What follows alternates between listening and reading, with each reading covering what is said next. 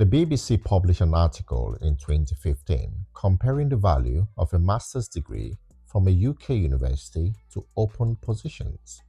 Back then, it was obvious that most UK graduates were landing employment that didn't require a degree. 10 years later, the problem has gotten worse. Employers are searching for ways to reduce the cost in order to optimize output as the global economy contracts. By reducing the number of employees and paying only the minimal salary, hiring people with less demanding qualifications and working conditions. Among all of them, there are still job searchers who have enhanced their resumes with additional academic content to make themselves stand out to employers. These job searchers are proud bearers of bachelor's, master's, and doctoral degrees. Employers are unwilling to pay the compensation requirement associated with hiring people with higher degrees. In addition to the fact, there are no jobs or firms willing to hire them, which disappoints immigrants who have come to the UK to obtain their master's degree and better employment in their field of study. Home and EU residents with master's degrees, as well as immigrants from Asia, the Middle East, and Africa, are vying for the few open positions, forcing the majority of graduates to look for non-graduate work. Is my master's degree in the UK worthless? Is the question that one would wish to ask at this point.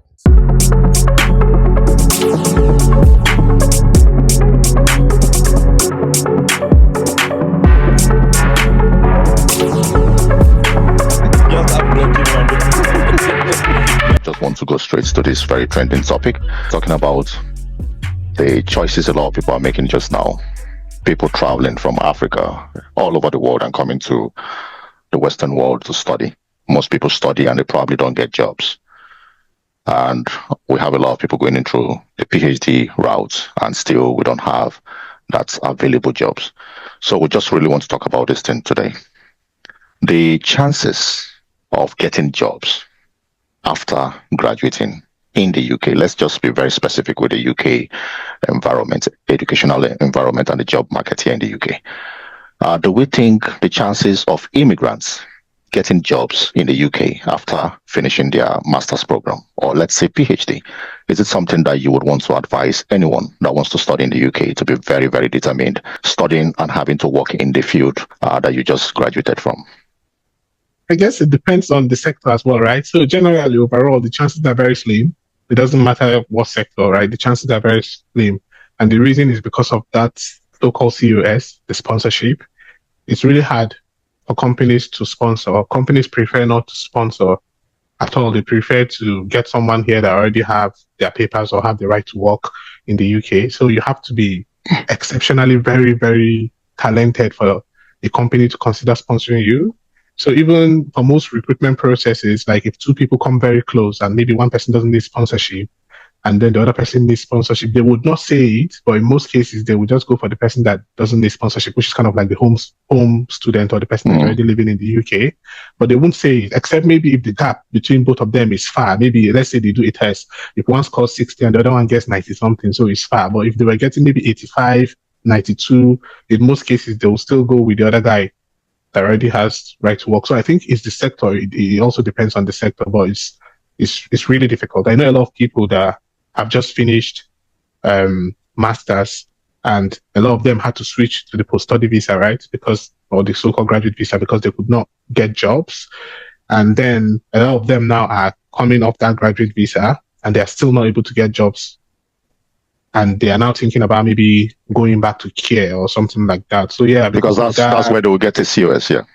Yeah, because of that sponsorship, it's really difficult. Like, chances are very, very slim. Like, when people ask me they want to come and do a master's here, well, it depends. If you want to do the master's and go back to Nigeria, fine. If you want to do the master's and look for another means of staying in the UK, fine.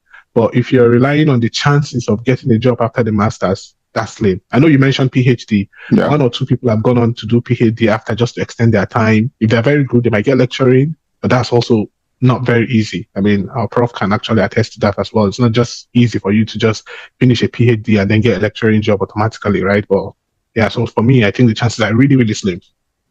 Because I was someone that went through that route. I needed sponsorship. I did the first master's in the UK in 2012, tried to get sponsorship, could not get like any job in tech that would sponsor me, and that's tech for that matter. I had to go back to Nigeria. And I remember during that my master's set that we came, there was a lot of us from Nigeria that came. It was like just 2 people. And even one of the ladies that got into Citibank, we all went back to Nigeria together before she got the job and she came back. So that's kind of how difficult it is to get sponsorship. And then I went back to Nigeria, worked for a while, then came back to do another master's, right?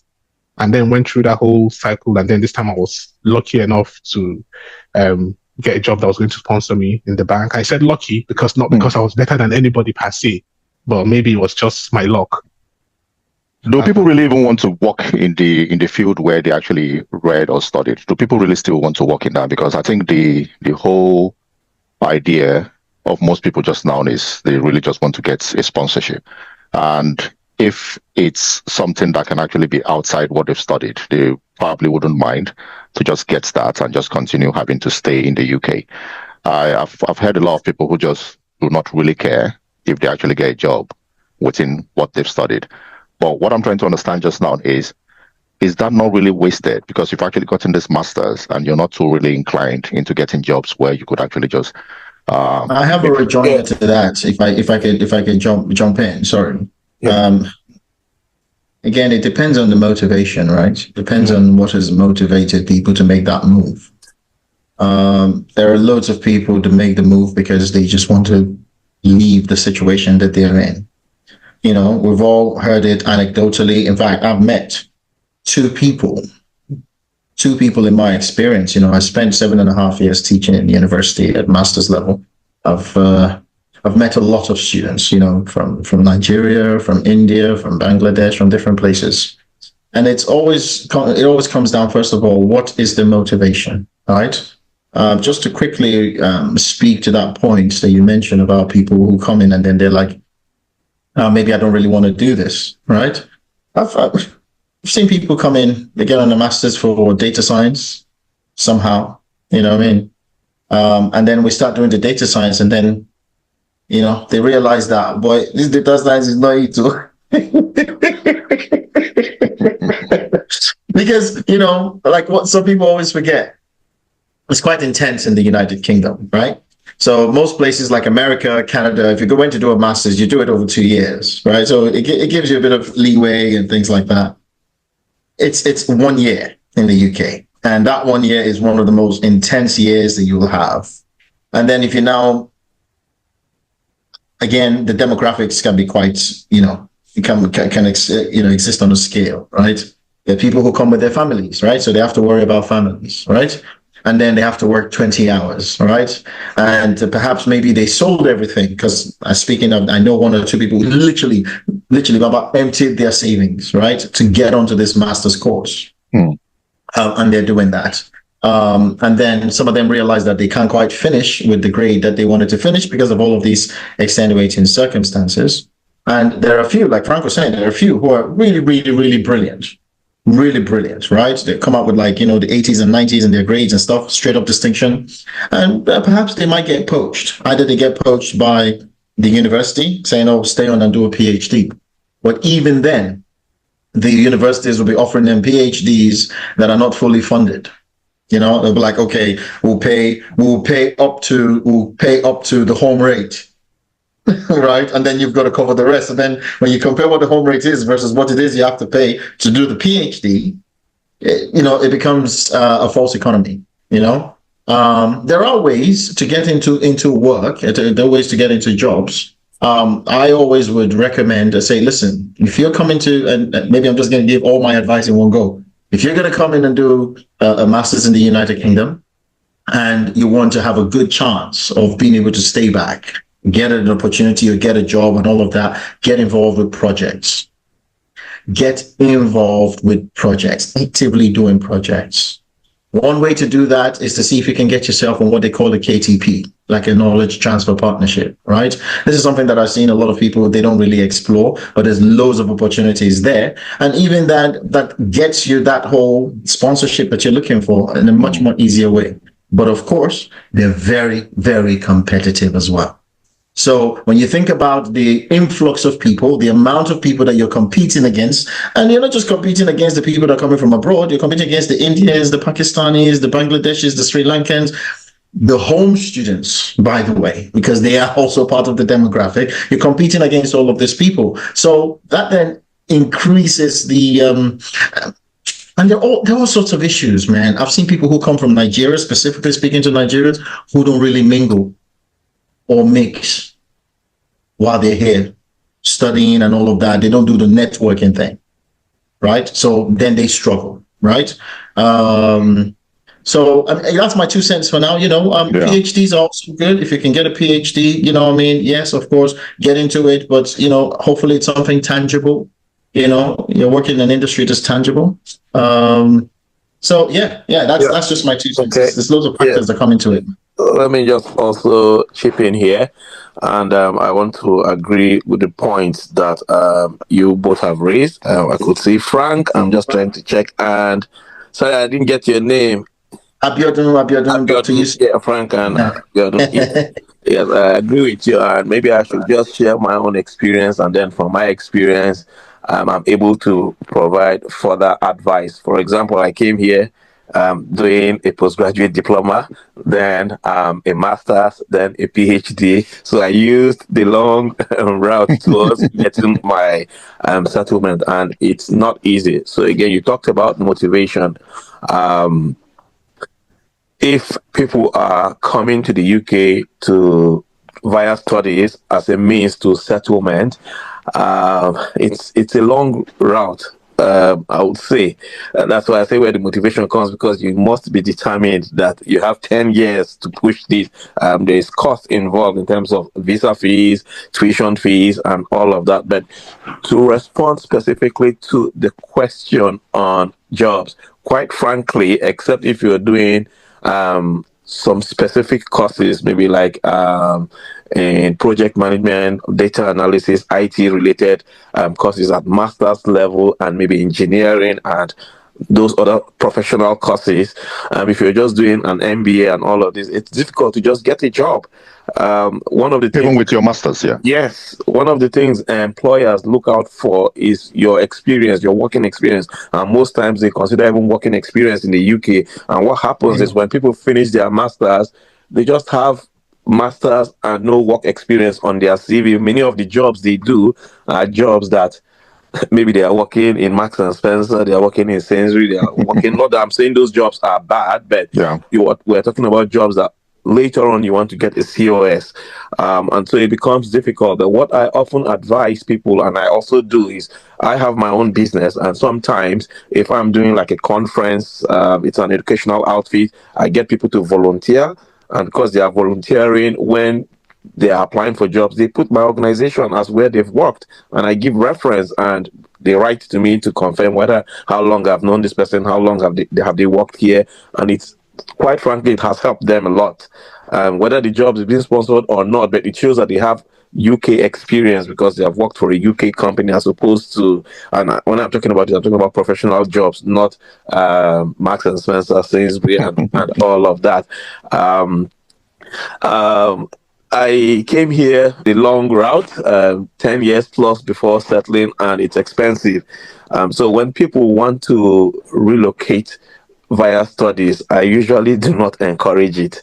I do not encourage it because you need to invest so much, and sometimes people get tired along the line because you're paying tuition fees, you're paying visa application fees, and some say if you come here with your family, you have application fee for your family members as well that you have to cater for. So for me, as soon as people come here to study, the next step is to begin to think of the care job is the easiest one now, quite frankly, even though it's not what people want to be doing. But for now, it looks like the easiest route in terms of the requirements, including pay, because there's a skill gap there, or there's a vacancy there, a lot of vacancies that these people desperately need people. So once you have interest, I know many care companies that if people approach them now, they will say, okay, we want you to work for us 3 months so that we are sure that you will not run. Because some people start and then they run, and then the care company loses money on the COS that they've processed for the people. So, if I'm going to provide any advice or guidance, is to say, look, when you come here, try building your skill set in a professional setting, and then start looking for jobs in that regard. Because what employers look for is actually what experience you've had, that they want to see in that industry. What if the goal is not? What if the goal is not sponsorship?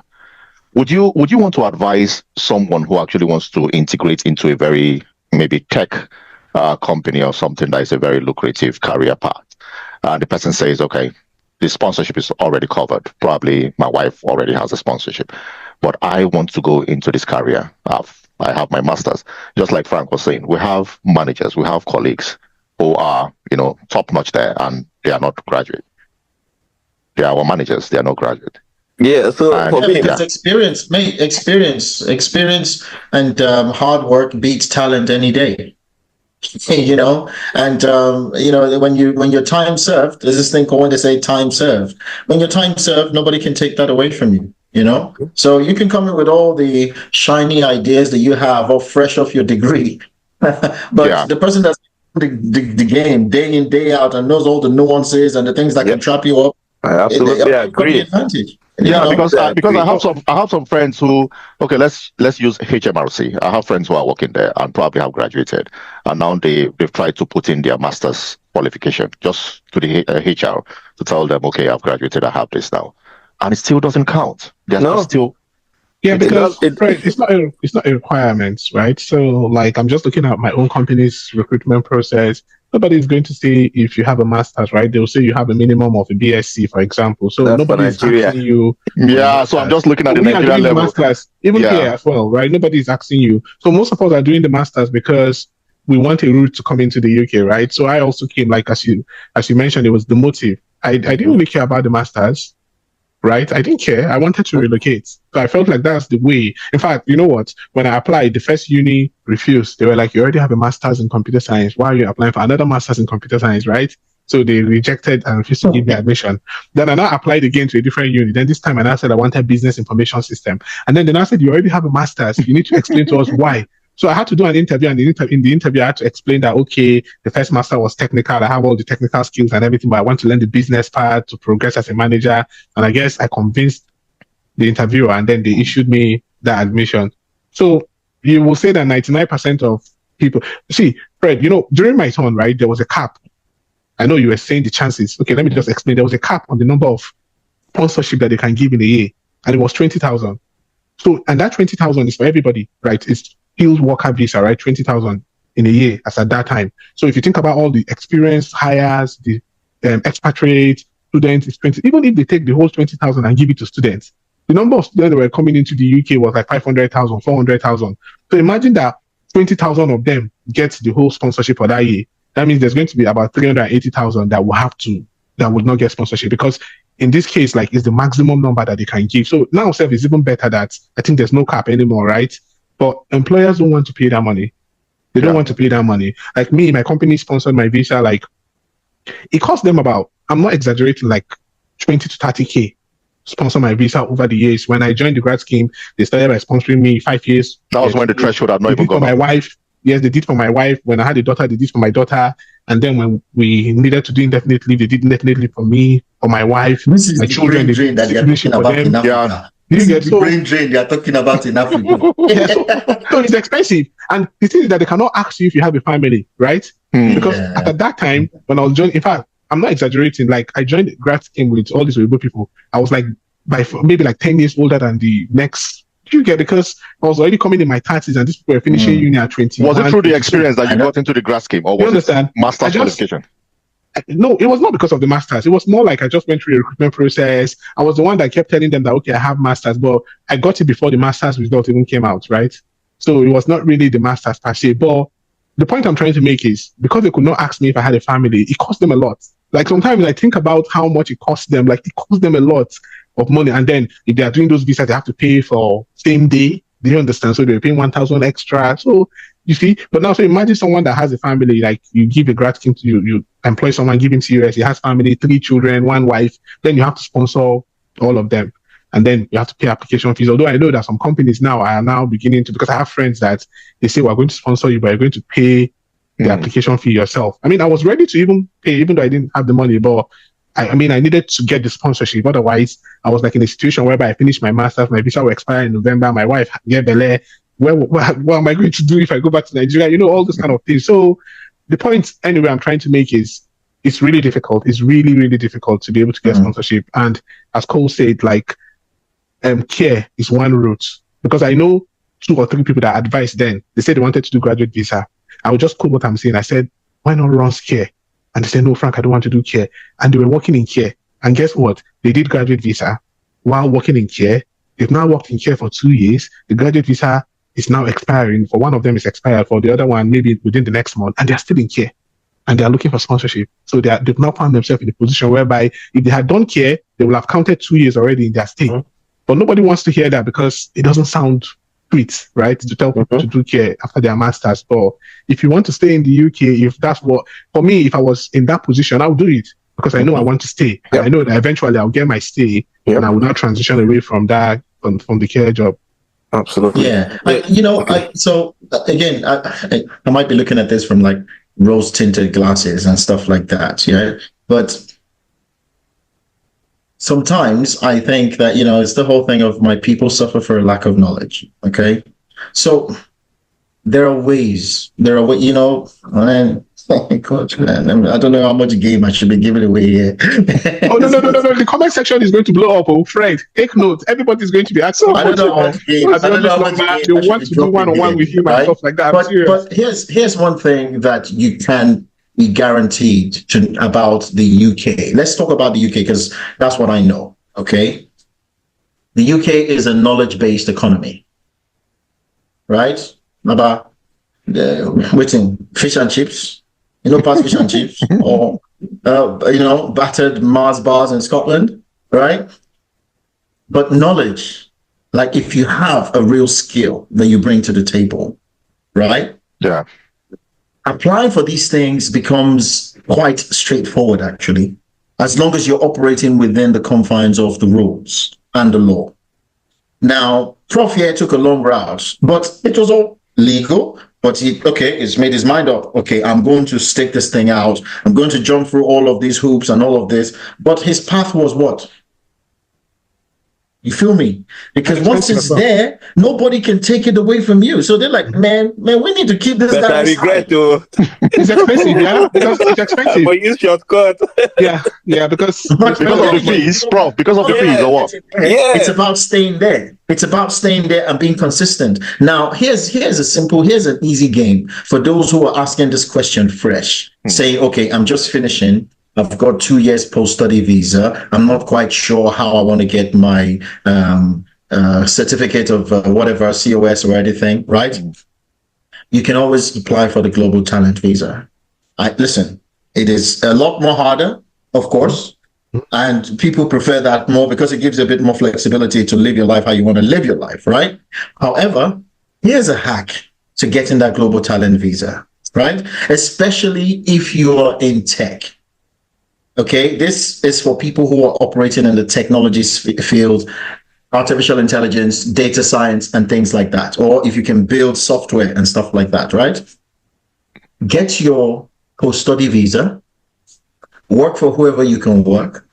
But as soon as you get your post-study visa, right? If you have a real thing that you have in your back pocket, like I always encourage my students when I was teaching in university to do projects that they can take to market. I always say to them, and all my projects are always like, because I've worked in industry as well as in academia, I can always scope projects for students to say, listen, I know where the market is going. If you work on this project, it's going to literally give you an edge when you come out. Okay.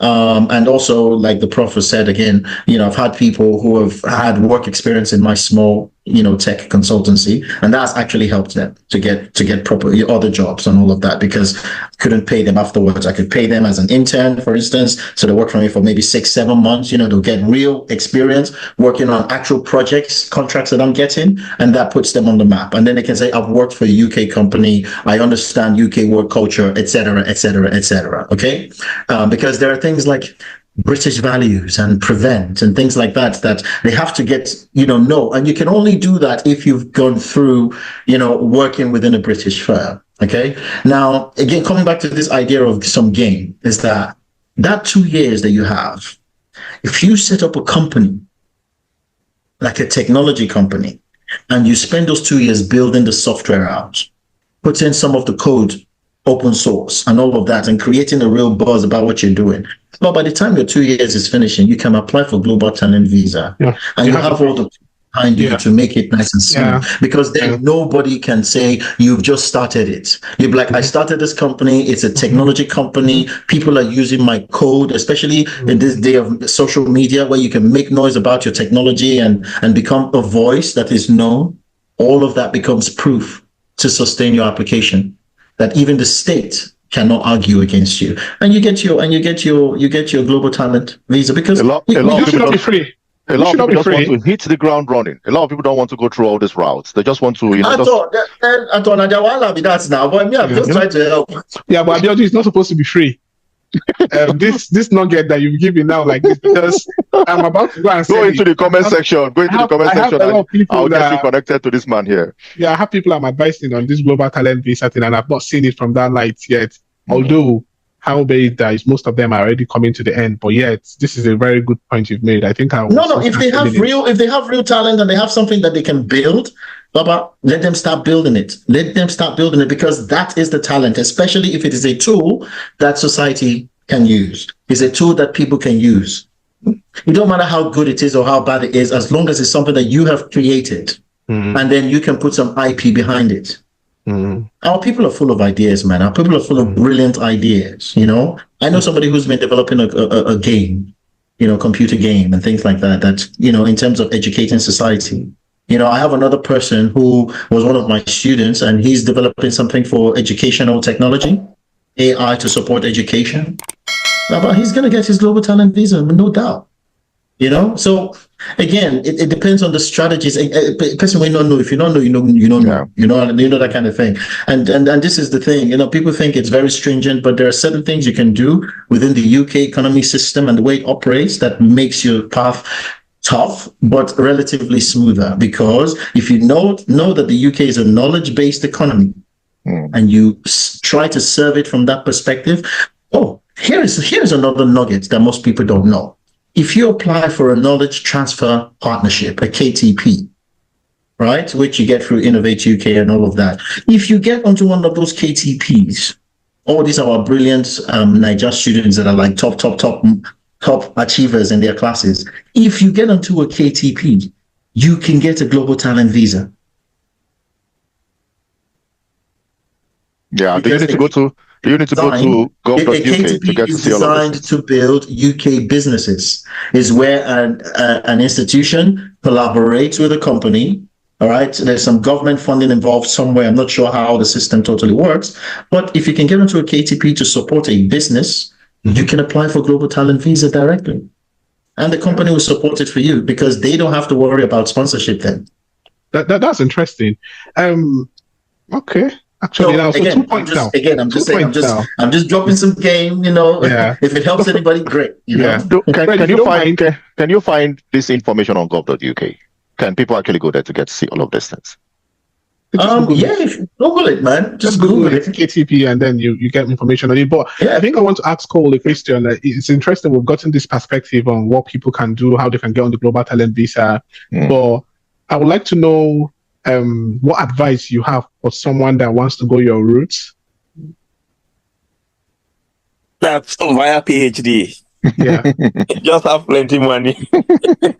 But jokes apart, except if at the end of doing your PhD you want to go into academia, it's not worth it, because it's in Nigeria. We like all those titles, and we just keep acquiring titles. Here, nobody cares. It's only in academia that the minimum qualification for gaining a lecturing job is maybe a master's degree. That's where they even talk about masters. Any other job, nobody cares. They focus on your experience. So if you are pursuing a PhD with the hope of getting into academia, then go for it. And quite frankly, because there is also a skill gap in terms of lecturing. There are many colleges bringing up how there's also another thing: colleges pay more than universities.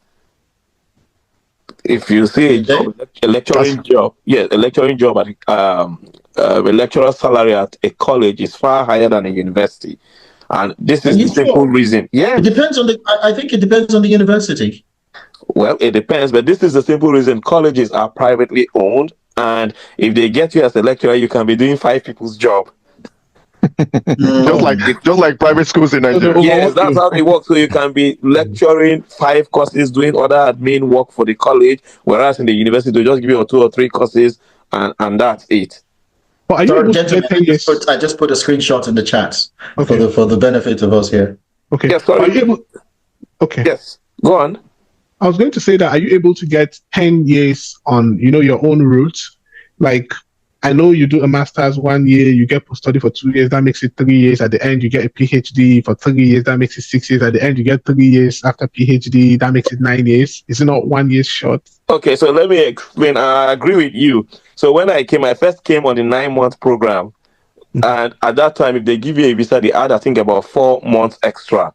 So that was about 13 months. Then I did that was around 2008, or when was that? 2009. And then I did a 16-month MBA. So they'll call it foundation and MBA. So again, 16 months had to be 20 months visa. So already I've done 2 years plus 1 year, already 3 years gone. Then 2 years post-study, already 5 years gone. Then I did PhD, another 3 years with extra months. So take it at 4 years now. So we added, it's now getting to 7 years. Then I was in 7 years, like, okay, what am I going to do now?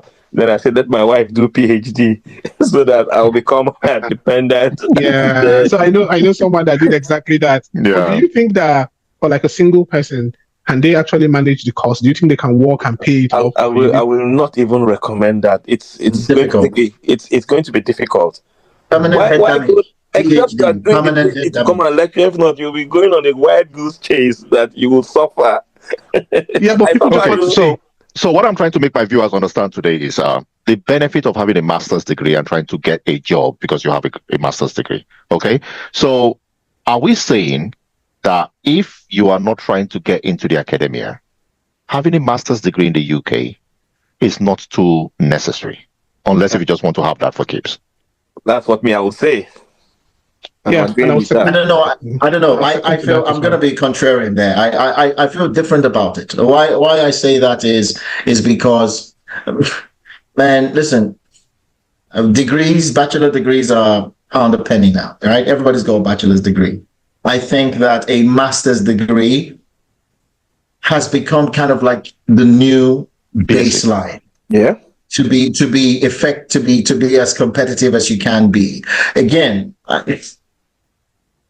yeah, but it's not just job requirements, right? If you search for jobs now, it's not just a requirement for the masters. Like, I'm using my own company as an example. Most of the people that I know that have even in masters, technology, most of the people that I know that have masters now, they got the masters while on the job. They didn't come in with the masters. They already have the job, and then they decided to go back to uni to get masters. Yeah, let me even give you an example. I have a colleague who has a master's degree. So when we heard her per annum had actually gone up, we were thinking maybe it was because she had submitted her master's degree. But she said no, it was not a master's degree. She actually went to do business analysis. Or is it? Yeah, those kind of professional courses are even more valuable, trust me. So that was what she did. And she had to send that to the HR, and her per annum just increased. Because in academia, I have people who are like my managers. They don't have a PhD. Mm-hmm. They are at the topmost cadre, and they have this experience. They know it. Running schools is part of them, and they don't even want to do masters. Like I told you, anything masters is we immigrants that are doing masters. The British people don't even care about education like that. Yes, I agree. Because when in my master's program, I can count how many British people One, we were all international students. Like one person was the only British guy that was doing a master's. We were all international students. That was in 2016, right? And even before then, when I came, one big bros here was laughing. He was like, why we all that you come to do masters? That his boss doesn't have. That see him, he has masters. That Oga doesn't have masters. That one has is he college diploma or something? And and I'm like, boss, I want to relocate now. But gents, you cannot. Again, they have experience. Somebody who's been doing the job for 10 years, 15 years. I'm not surprised if they're not bothered about going to do a master's, because for them, and this is why actually even the UK government is pushing for more things like apprenticeships and things like that. And yes, there is a lot of value in those short courses. I don't say that because I run those courses now, actually. I work for an organization that runs those courses, but we run like boot camps, like boot camps, 16 weeks boot camp. And that boot camp is less jargon, more hands-on. So, we're teaching them, SQL hands-on. You know what I mean? Excel hands-on, like advanced Excel, that sort of like if statements and things like that, SQL statements, Power BI, how to build using the star schema, how to clean your data, what ETL means or what ELT means, actual real skills by doing, okay? And over those 16 weeks, they build a significant portfolio. That means that they can literally go into a workplace and hit the ground running, so to speak. Right? And better than the master students, right? Of course. Just to add, I learned something from my dad. He always calls it the line of least resistance. What will not give you so much stress?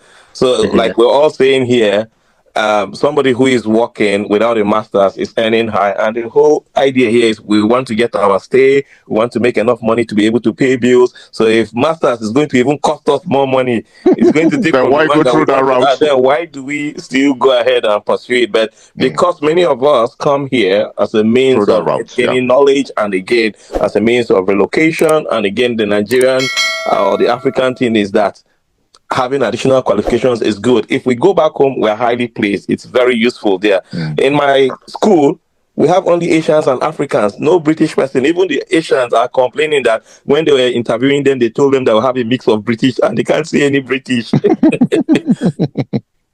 Yeah, because you said it all, right? Well, when you're being Caucasian British, because, being British is like it's a very, very broad, it's a very, very broad terminology now, right? Yeah, they don't see me. English. Exactly. Exactly.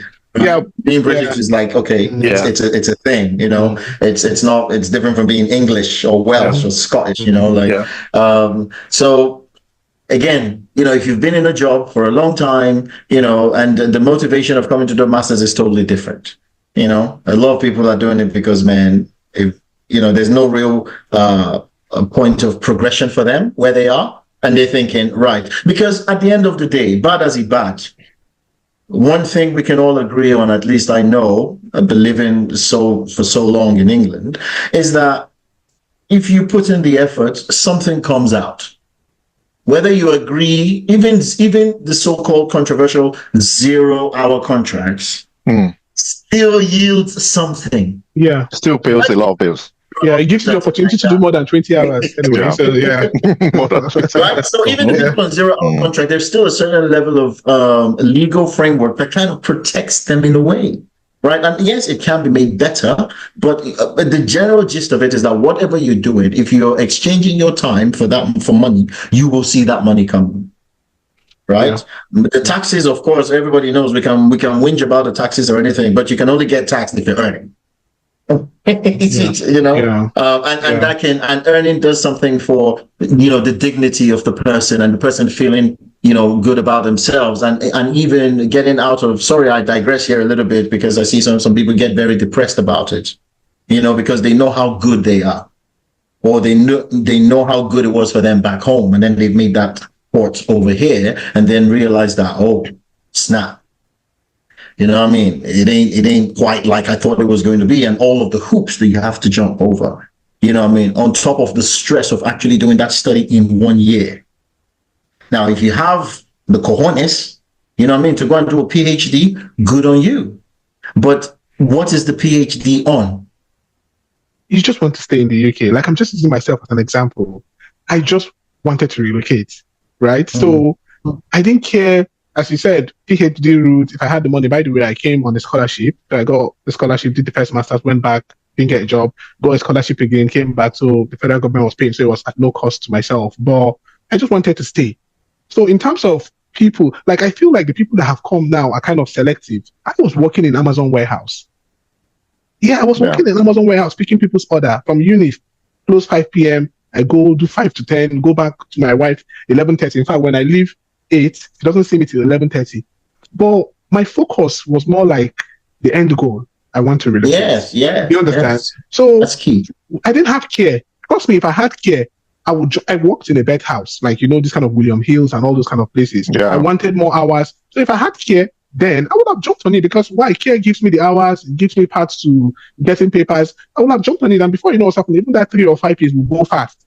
Now, for most of those students that we don't want to do care, think about it. You've done masters, you've done graduate visa. 3 years has passed quickly. You didn't expect, because a lot of people look at that graduate visa as 2 years is a long time, right? Somebody told me their own is expiring next month, and I'm like, when did you renew it? And they were like 2023, and I'm like, wow, that's how quick time flies, right? Yep. So I feel like people just need to be realistic in setting their goals as well. They need to understand that when you come here, there's still going to always be favoritism for people that have experience over your masters, and you don't have UK experience. People that have UK experience will always come slightly ahead of you, and you might need to do some things that you don't really want to do just to keep yourself here. And eventually, you will get your papers, and then you will go the route you want to go. Yep. Yeah, I think that experience actually counts more than anything academia, if you want to ask me there, because a lot of people just think if you come to the UK and you have your master's degree, it just pushes you up. It takes you to a different level in whatever career you find yourself.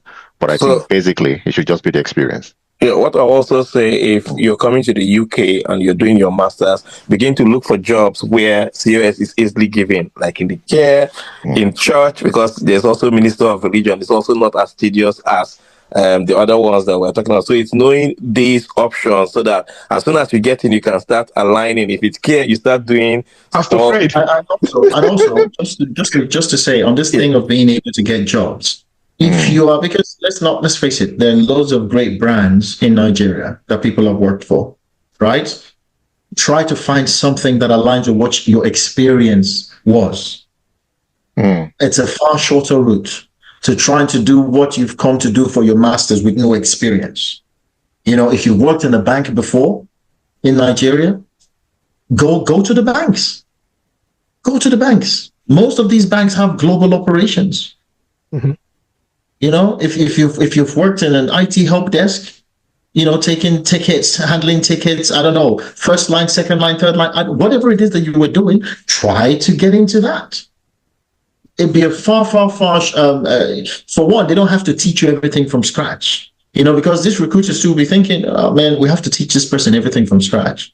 Not only do they need to learn our culture and all of this stuff, they have to, COS is hard. I think that's the summary. It's really hard to get COS, and as Cole mentioned, I think one of the easiest ones now is care. Funny enough, the care itself is becoming very difficult, right? To get, because you need to get something for your pocket to even see care. In fact, some people get something for their pocket, they don't see care. I'm just coding it.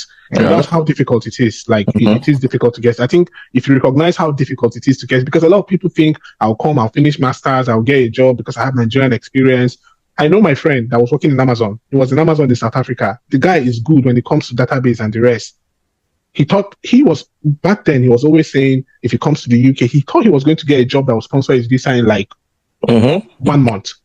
Funny enough, he got jobs that were willing to pay, but they were not going to sponsor his visa.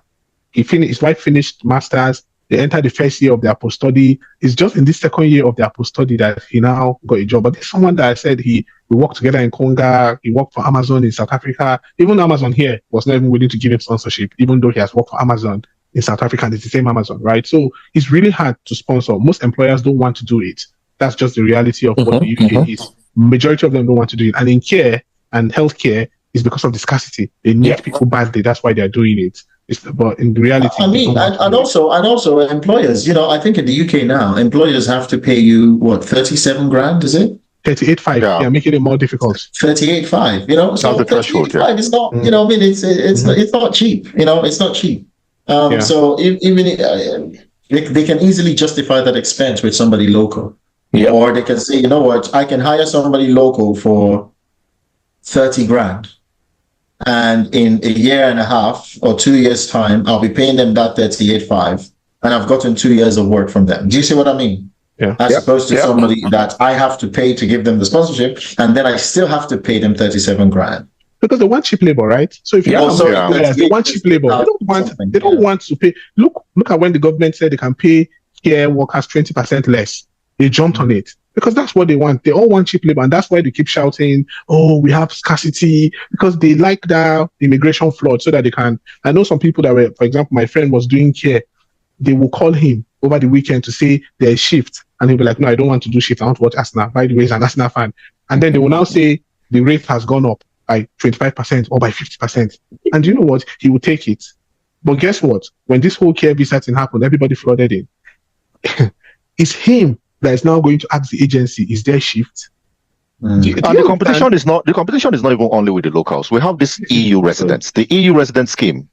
People who are EU residents in the UK also have that, propensity to get these jobs more than the competition pool is much larger than we would think. Yeah.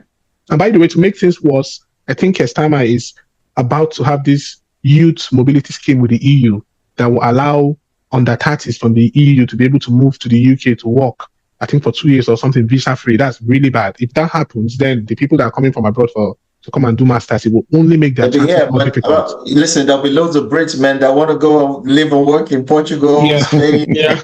But then those and get out of this grey weather. Exactly, those people. I think Rishi Sunak also did something similar. In fact, funny enough, there's a similar scheme for Indians. Rishi Sunak did it when he was prime minister, right? Indians that are below 30 will move here. The agreement is that UK citizens can move to India and Indians can move here. And we know that it's 90% coming from India, So a lot of Indians are benefiting from that. If they're below 30, they can just move to the UK for 2 years, work. They don't need any visa sponsorship per se. They will just apply. They don't need COS. And of course, some of them start working. If you get the opportunity to start a job, after 1 year, if you are good, they might decide to sponsor you. Like my friend I said that got the tech job that was sponsoring him. They were not sponsoring him before. He got the job as dependent to his wife. But after like 1 year plus, they saw that, okay, this guy is good. So they decided that they were going to sponsor him. So now it's becoming, we're getting to that. You mentioned something about some care companies saying do 3 months first. That do 3 months is not just only to see if you will stay with them, it's also see if you are dedicated to the job and everything like that for them to be able to sponsor you. So it's almost getting to that stage whereby I know a lot of people that they are promising them that, okay, since you have a graduate visa now, we will sponsor you towards the end. And I'm like, no, the graduate visa doesn't count. You want the sponsorship now because you want to start counting towards your 5 years. But some are kind of in that position whereby they're telling them that, okay, next year we'll discuss it. They're not promising them. They will say, okay, yeah, next year we'll discuss the sponsorship. So it's almost like they're indirectly telling them that let's see how good you do the work and how committed you are. And then for some, maybe when that time comes next year, the company decides to sponsor them. 1 or 2 people have been in that part whereby the company actually decides to sponsor them and say you are going to pay the fee yourself. So UK companies are beginning to tell people that you will pay the immigration fees yourself. Immigration skill charge. Yeah, so all those things. So that's how it is. Well, because I think perhaps, listen, this conversation that we're having, there are recruiters who are going to watch this conversation. The recruiter's going to say, okay, is this what is going on in the mind of people? And again, that might then even start causing some, perhaps it even already exists in the system, some sort of cynicism on the part of the employers.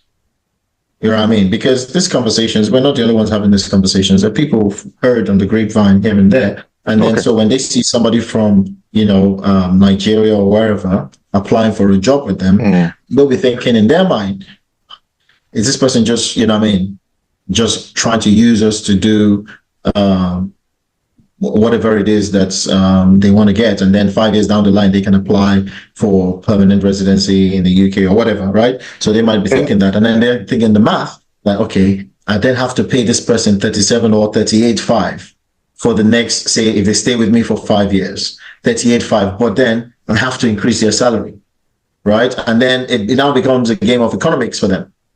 I am speculating, Okay, No, I am it's speculating. happening. I'm making an educated guess with my business head on. Okay, saying, okay, I'm thinking I have to keep increasing their salaries. I have to pay pensions. I have to pay pension. Is all of that. So there's a lot of cost for the business as well. Not outside of just paying that rate of 38.5. I have to pay bonuses if we have bonus schemes in the company and all of that. So maybe in a year or two, I'm paying that person 42 grand. Right, the Keir Starmer the current administration, I believe, is increasing tax rates for businesses, for instance. So businesses will be thinking that as well in the long run. So that itself, that dynamic, can be playing out within the competitiveness of the workforce as they're coming out. And for all the government cares, they don't already collect their money finished. These people don't already pay.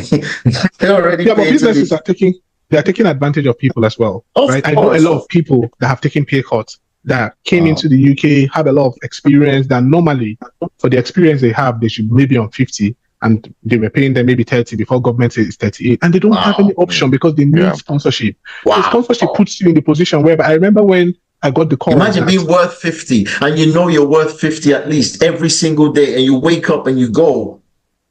See, when I remember when I got the call that I was getting the job, I was in Amazon warehouse doing my normal shift when the call came in around 5:30 to 6 or so, and I went to the bathroom to take the call.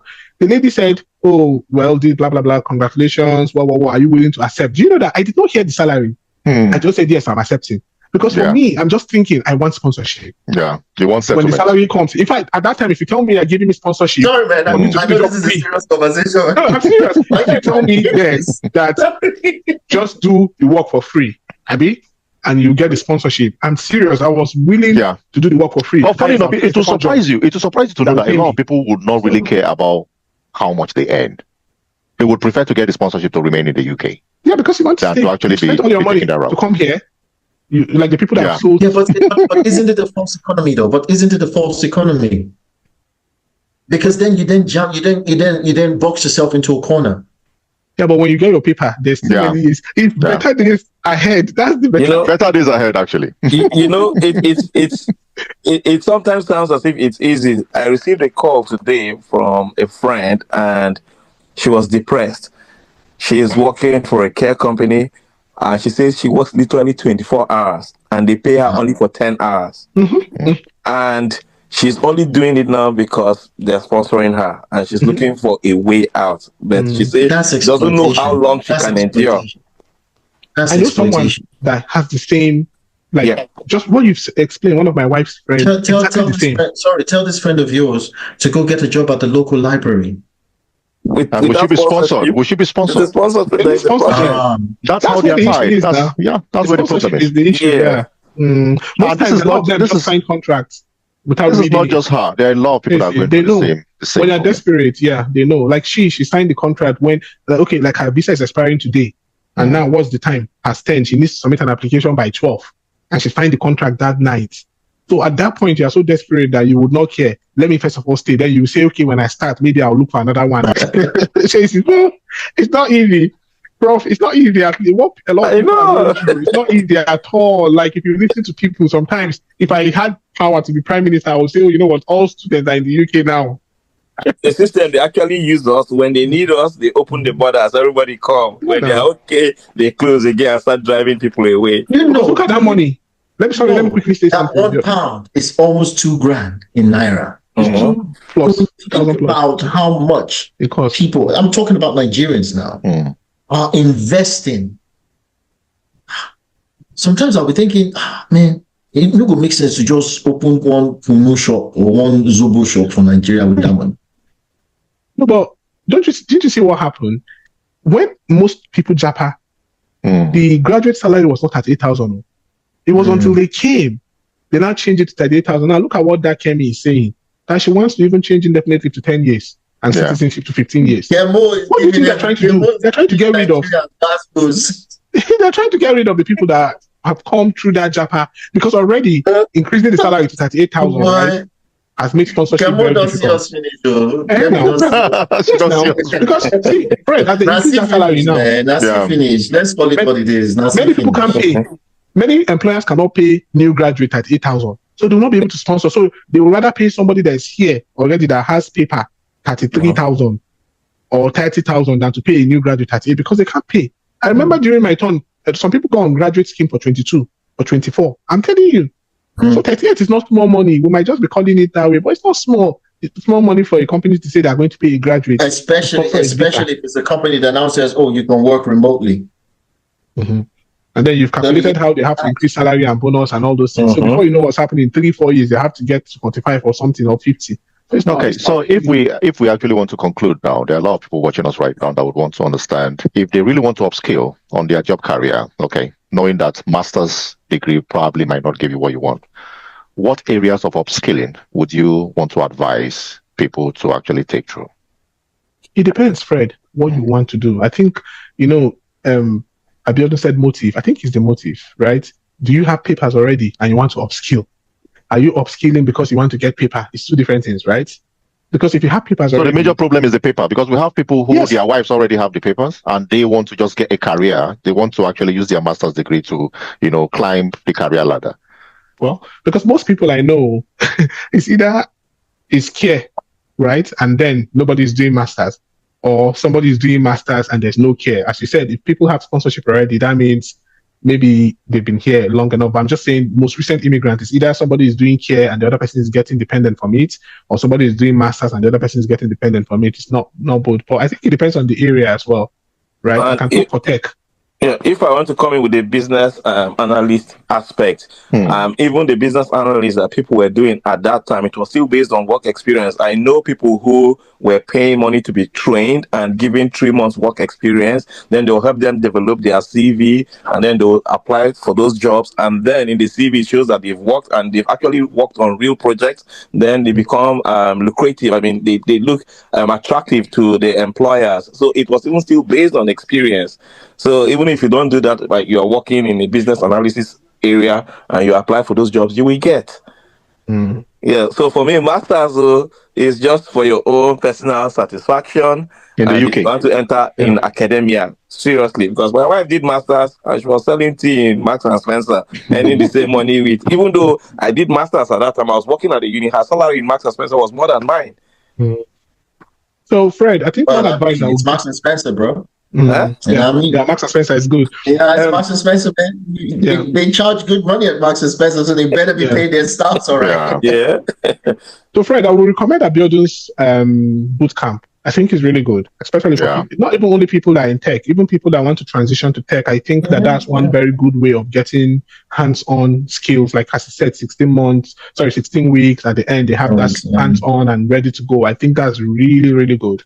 And I think you should drop the link. Yeah, Fred. I'll give you a link. I'll give you a link. And I will take it from you as well. Serious, people who would stick to the 16 weeks because it's government funded as well. There's government funded schemes and stuff that are available out there. I don't know. I'll see if it's available for people who are immigrants to the UK. That's the thing I haven't checked. So can they not pay privately then?